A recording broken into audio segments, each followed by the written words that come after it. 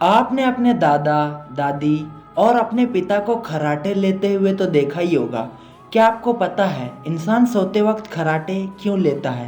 अरे सिंपल है भैया। वो ज्यादा गहरी नींद में हो जाते हैं ना, इसीलिए खराटे लेते हैं।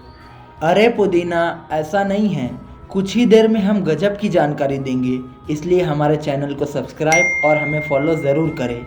नींद के दौरान जब हम सांस लेते हैं और छोड़ते हैं, तब हमारी गर्दन और सर के सॉफ्ट टिश्यू में वाइब्रेशन होता है, जिसकी वजह से हम खर्राटे लेते हैं।